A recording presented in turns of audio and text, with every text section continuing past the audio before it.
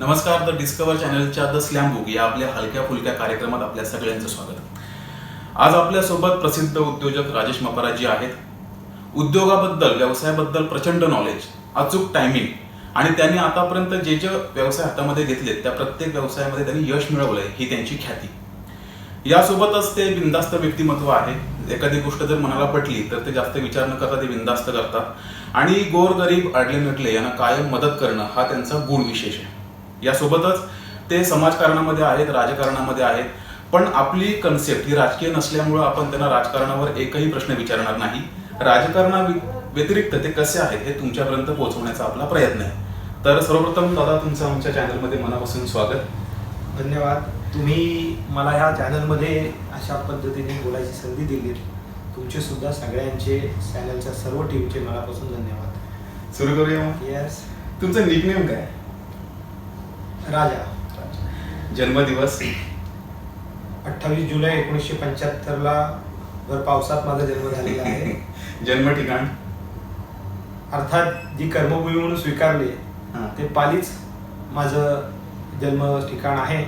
आणि जसं लोक म्हणतात तसं माझी नाळच ह्या पालीमध्ये पुरलेली आहे. वा. आवडीचा रंग? आवडीचा रंग तसा थोडासा वेगळा आहे. जनरली फार लोकांना आवडणार नसलेला, पण मला अतिशय मनापासून आवडणारा रंग आहे काळा. अच्छा. आवडता हिरो? जसं आपण पिक्चर मध्ये सगळ्याच हिरोना बघत असतो, ते त्या रोलमध्ये त्या पद्धतीने मुखवटे घालून काम करतात. पण खऱ्या आयुष्यामध्ये समाजासाठी, देशासाठी सुद्धा आपली जबाबदारी पार पाडणारा मला आवडतोय अजय देवगण. अच्छा. आवडती हिरोईन? अर्थात सगळ्यांच्या दिलाची आणि आपण म्हणजे माझ्या तरुणपणाच्या काळामध्ये असलेली अर्थात माधुरी दीक्षित. आवडता गायक? तो थोडासा मागचा आहे, पण उडती गाणी, जीवनातलं सार त्या गाण्यांमधनं येतं असे किशोरदा. अच्छा. आवडती गायिका? गाणं कोकिळा, लताताई. तुमच्या पिढीतली जेवढी लोक आहेत ना त्यांना लता मंगेशकरच आवडतात. अर्थात आहेत ना, त्या सगळ्या गाण्यांमधनं मिळणारे जे आनंद, समाधान आहे, त्यामुळे लता दीदींबद्दल खूप वेगळ्या पद्धतीने सगळ्यांच्या मनातच तो आदर आहे. आणि कला सुद्धा, कलेबद्दल, त्यांच्या कलेबद्दल बोलण्याची पात्रता आपल्याकडे. करेक्ट. आवडता खेळ? आवडता खेळ म्हणजे मी फार कमी काळात ग्राउंडवरती किंवा याच्यावर मला खेळायला संधी मिळाली, पण सगळ्यात आवडते 2 खेळ आहेत माझे, एक तर टेबल टेनिस आणि बॅडमिंटन. अच्छा. अजूनही खेळता? हा, बॅडमिंटन मी खेळतो. डाव्या हाताने खेळत असल्यामुळे आज सुद्धा अगदी अचानक खेळायला उतरलो तरी त्या खेळामध्ये माझी गती एकदम निश्चितपणे चांगलीच आहे. आवडता सण? कोकणवासी आहे. घरामध्ये बाप्पा आल्यानंतर जे काय आपल्या सगळ्यांना भावतं तो गणपतीचा सण निश्चितपणे आपल्याला सगळ्यांनाच आवडतो. आवडता सिनेमा कोणता? मी जसा आहे असं स्वतःला समजतो आणि निश्चितपणे आयुष्यामध्ये व्यावसायिक असल्यामुळे सगळ्याच ऍडजस्टमेंट मला करायला लागतात. कधी माघार घ्यायला लागते, कधी पुढे जायला लागतं. पण जे बघतोय, जे करायची अंतर्मनामध्ये इच्छा आहे, असं सिंघम हा सिनेमा मला मनापासून खरंच आवडतो. अजय देवगण त्यामध्ये हिरो. आवडतं पुस्तक कोणतं आहे? शून्यातून विश्व निर्माण केलेले धीरूभाई अंबानी यांच्या जीवनचरित्रावर असलेलं पुस्तक मला मी जे वाचलं त्यातनं खूप घेण्यासारखं आहे. किती सहन करावं लागतं, काय काय करावं लागतं आणि कुठल्याही पद्धतीतलं काम कधी वर्ज्य न करता आपण करतो तेव्हाच आपण यशस्वी उद्योजक होऊ शकतो. म्हणून धीरूभाईंचं चरित्र मला निश्चितपणे आवडलेलं आहे.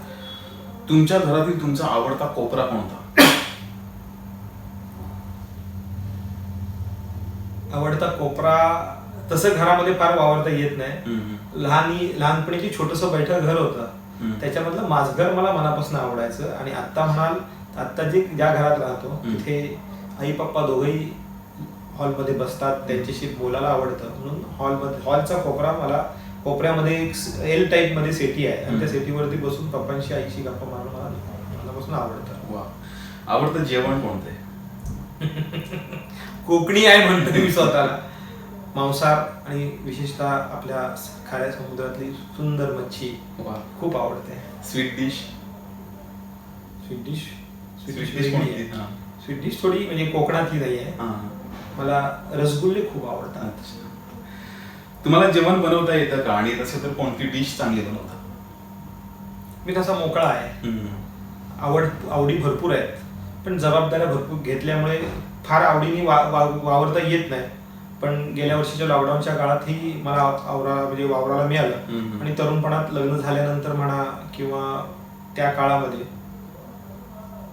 वडा बनवायची मला खूप आवड. जेवण मी खूप व्यवस्थितरित्या बनवतो.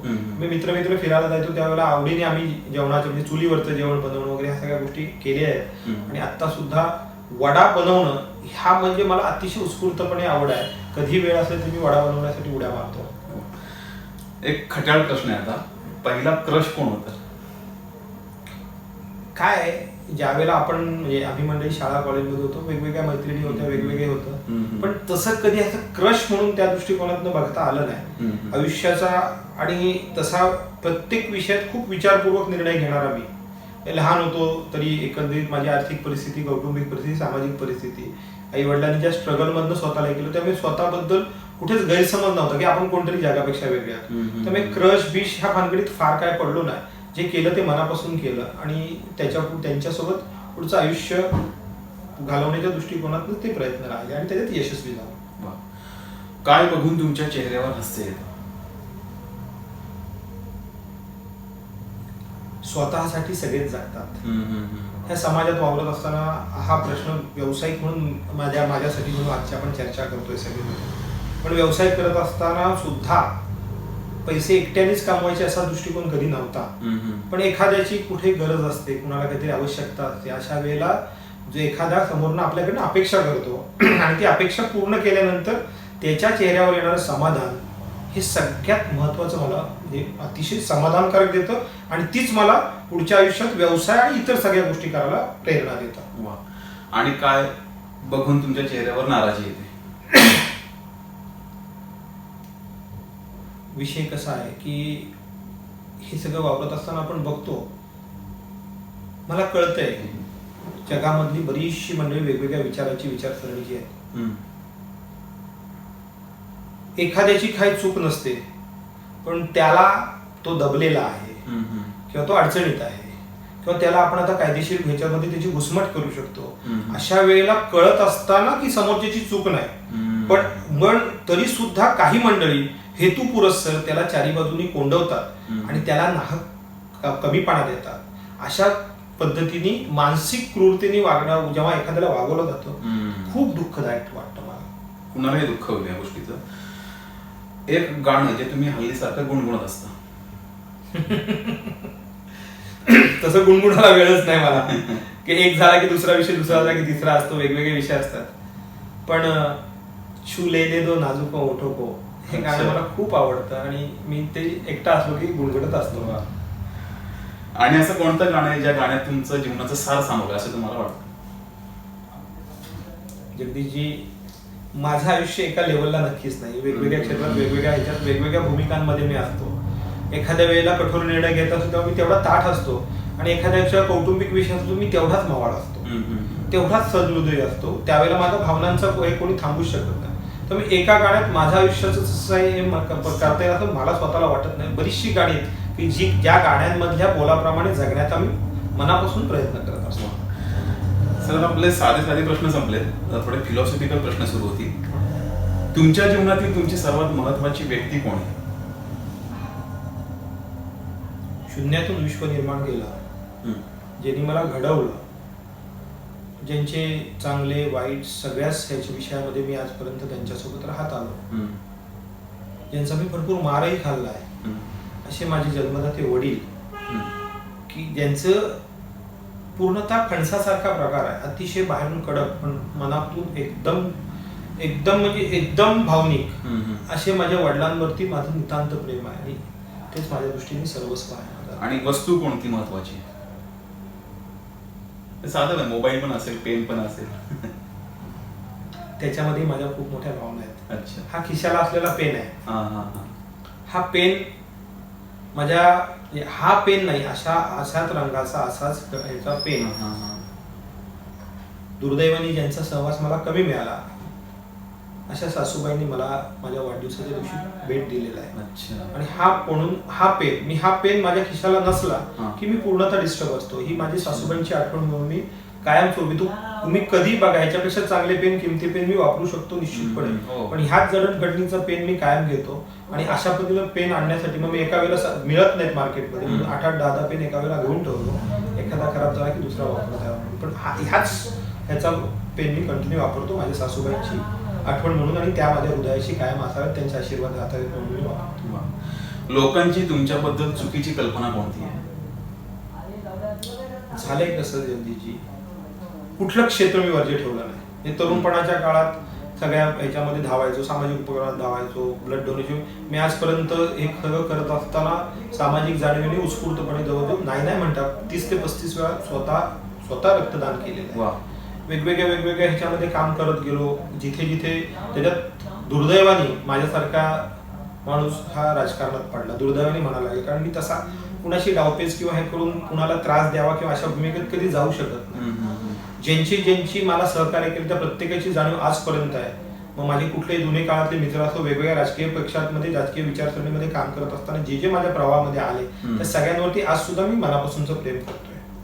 पण हे सगळं होत असताना शेवटी राजकारण आहे. राजकारणात जर राजकीय विरोधकांनी माझं कौतुक केलं तर तो अडचणीत येऊ शकतो, राजकीय त्याच्या राजकीय प्रगतीच्या दृष्टी. पण मी आधी आता सुद्धा बिंदासपणे माझ्या पूर्व ह्याचे जे सहकारी होते, माझे आदर्श होतं, त्या सगळ्यांबद्दल मनापासून चांगलं बोलत होतो. राजकीय व्यासपीठावर एखादं वाक्य बोलत असेल, पण खाजगी ह्याच्यात कधीच मी चुकीचं कोणाबद्दल बोलत नाही. सध्याच्या काळात काय झालंय की राजेश मापारा व्यापारी वर्गातला मुलगा, एक तरुण, पुढे सरकत आज एका राजकीय पक्षाचा इथला प्रमुख झाला.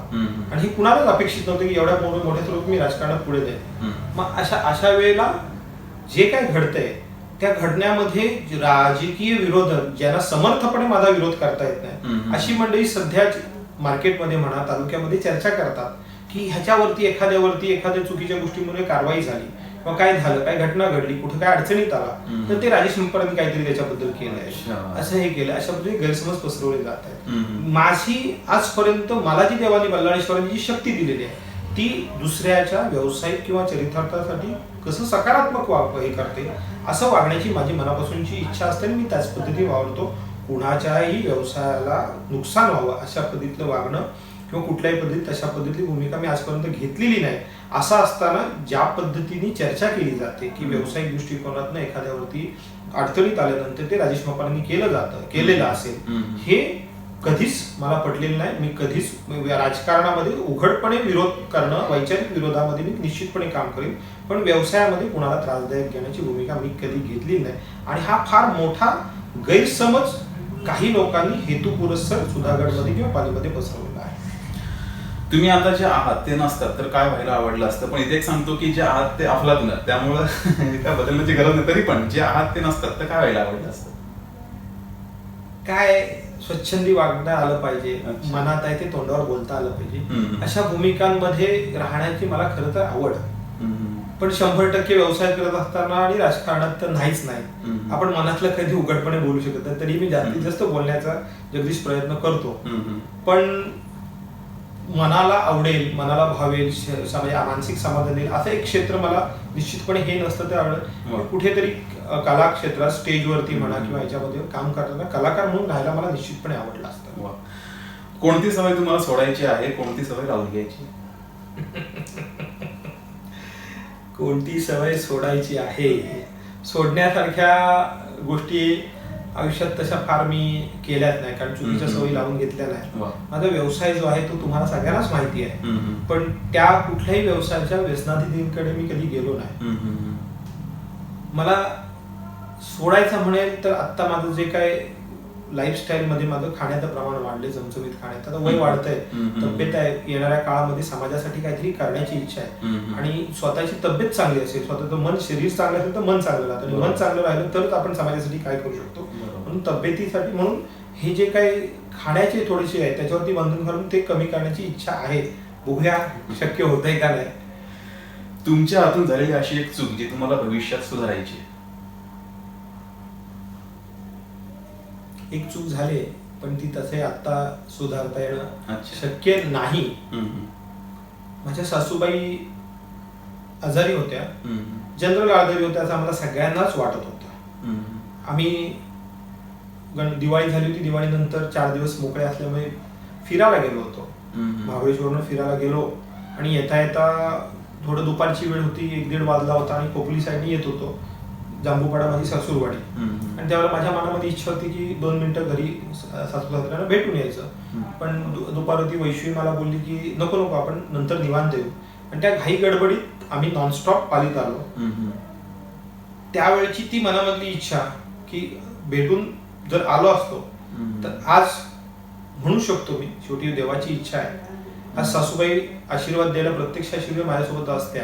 कारण दुसऱ्या दिवशी सकाळीच फोन आला आणि सासूबाईने एवढा प्रचंड त्रास झाला की त्या निमित्ताने त्या कारणाने आम्ही त्यांना जे हॉस्पिटलला घेऊन गेलो.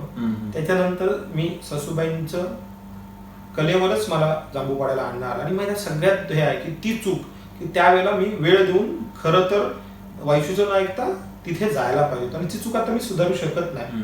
पण ते कारण अतिशय सरळ मार्गी रिटायरमेंटच्या 1 वर्षभर आधी दुर्दैवाने एक असाध्य रोगाने ते आम्हाला सोडून गेलेले आहेत. आणि ती चूक आता मी सुधारू शकत नाही. भावनिक विषय होता पूर्ण. तुमचं कोणतं असं स्वप्न आहे जे तुम्हाला पूर्ण करायचं? मी राजकारणी आहे हे तर सर्वश्रुत आहेच. राजकारणाला एक नैतिकतेची जोड असावी असं माझं स्वतःचं मत आहे.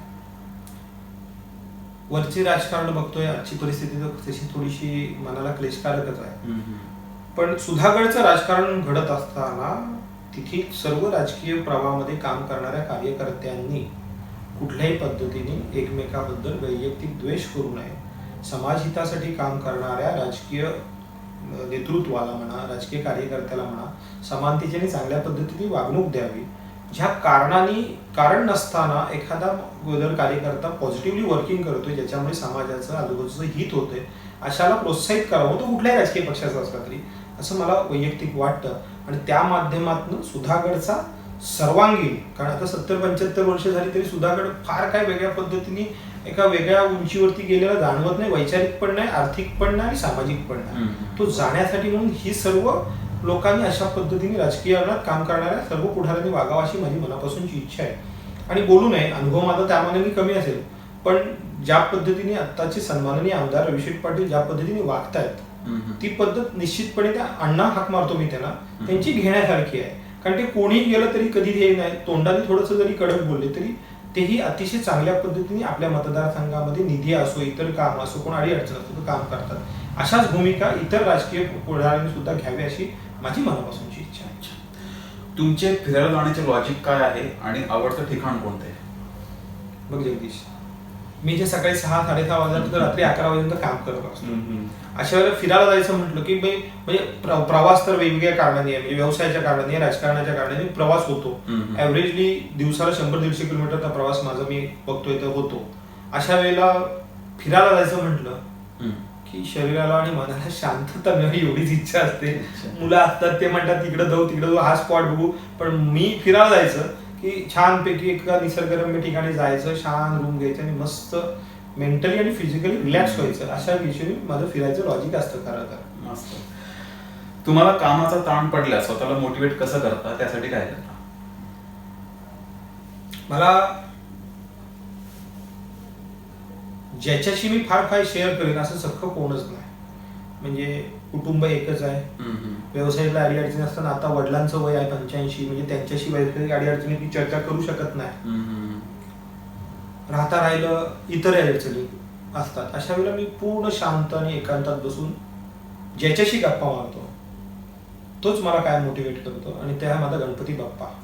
बल्लाळेश्वराशी मी जेवढं जवळीक आहे तेवढं बोलतो, त्याची चर्चा करतो आणि तो मला मार्ग देतो. आणि कायमस्वरूपी एक गोष्ट मनात ठेवलेली आहे, हे दिवस जातील. म्हणजे कुठल्या उंचीवर असलो तरी हे दिवस जाऊ शकतात हे लक्षात ठेवून त्याच्यावर जाण्यासाठी प्रयत्न करायचा. नाहीतर त्या खुर्चीचा किंवा त्या पदाचा किंवा त्या ह्याचा, तो आर्थिक असो किंवा कुठलाही माज न करता त्या वेळेला त्या जबाबदारीतनं वेगळ्या पद्धतीने राहायचं असं मी कायमस्वरूपी करतो. आणि म्हणून गणपती बाप्पा ह्या सगळ्या विषयाला मला मोटिवेट करत आलाय. तुला मी सांगायला हरकत नाही, लॉकडाऊनच्या काळात बल्लाळेश्वराचं मंदिर बंद होतं, पण दिवसाचे सर्व जे काय विषय होते म्हणजे पहाटेची आंघोळीपासून सगळं ते बाप्पाचं व्हायचं आणि तेवढ्या वेळापुरतं मंदिराचा गाभारा उघडला जायचा. मी अतिशय नम्रतापूर्वक सांगतो की त्या लॉकडाऊनच्या काळात सुद्धा माझं मंगळवारचं व्रत, माझं विनायकी आणि संकष्टी चतुर्थी व्रत मी चुकून दिलं नाही. ह्या प्रत्येक वेळेला मी निश्चितपणे सकाळी लवकर जाऊन बाप्पापुढे नतमस्तक होऊन आलो.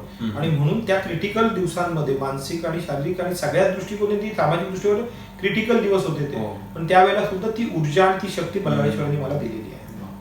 आणि आताही आपण त्यांच्या ऑफिसमध्ये बसलो होतो, मोठी फ्रेम आहे बाप्पाची, ती आपल्या फ्रेम मध्ये येत नाहीये पण खूप मोठी फ्रेम आहे. तुम्हाला सुपर पॉवर जर मिळाली तर तुम्ही जगातलं काय बदलण्याचा प्रयत्न करा?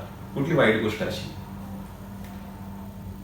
दुसऱ्याचा, स्वतः निष्क्रिय राहायचं आणि दुसऱ्याच्या प्रगतीमध्ये अडचण निर्माण करणाऱ्या माणसाच्या मानसिकता बदलण्याचा निश्चितपणे मी प्रयत्न करीन. तशा पद्धतीतलं काय असेल ते त्या प्रत्येक माणसाच्या मेंदूमध्ये टाकेल की तू तुझी प्रगती कर, तुझ्या प्रगतीसाठी तू मेहनत कर. दुसऱ्याची प्रगती होते म्हणून त्याच्यावरती जळण्यासाठी तुझ्या आयुष्याचा वेळ घालू नकोस. वा, मस्त. तुमच्या क्षेत्रात अधिकाधिक पारंगत होण्यासाठी तुम्ही आताही काय करता? आलेल्या प्रत्येक संधीचं, आलेल्या प्रत्येक क्षणाचं, आलेल्या प्रत्येक विषयाचं अभ्यासपूर्वक सोनं करायचं. कुठलीच संधी सोडायची नाही. मग त्याच्यात काही, आयुष्य म्हणजे सुद्धा रिस्क आहे, व्यवसाय म्हणजे रिस्क आलीच. एक वेगळ्या पद्धतीचा जुगार हा म्हणजे व्यवसाय असतो की तुम्ही एखादी गोष्ट घेतल्यानंतर त्याच्यात आपण 2%, 5%, 10%, 20% कमवू शकतो. अशा पॉझिटिव्हिटीने आपण एखादी गोष्ट घेतो आणि अशा वेळेला त्याच्यामध्ये कधी लॉसही होऊ शकतो, पण नाही, business is a game of chance आणि तो चान्स घेत पुढे सरकायचं, ही सगळ्यात महत्वाची गोष्ट आहे. तुमच्या 3 इच्छा कोणत्या आहेत? सगळ्यात महत्वाची इच्छा जी माझी कौटुंबिक आणि खूप भावनिक आहे, माझ्या वडिलांचा 100वा वाढदिवस मला करता यावा अशी माझी मनापासूनची इच्छा आहे. वा, अच्छा. दुसरं म्हणाल तर मला एक मुलगा, एक मुलगी बल्लाळेश्वराने अतिशय चांगल्या पद्धतीने नावही अशी आहेत की ऐश्वर्या आणि उत्कर्ष. त्या दोघांच्या आयुष्यात समाधानकारक, सगळ्या बाजूनी शांत आणि म्हणजे सुखकारक व्हावं अशी मनापासूनची इच्छा आहे. आणि जेवढं काय आयुष्य देवाने मला दिलेलं आहे त्या आयुष्यात माझं स्वतःचं भलं करण्यासाठी मिळालेल्या वेळा व्यतिरिक्त समाजाचं, देशाचं, जगाचं जे काही चांगलं करता येईल ते माझ्या हातून घडावं हीच मनापासूनची इच्छा आहे. वा. तुमची जीवनमूल्य काय आहेत आणि तुमचे आदर्श व्यक्ती कोण आहेत?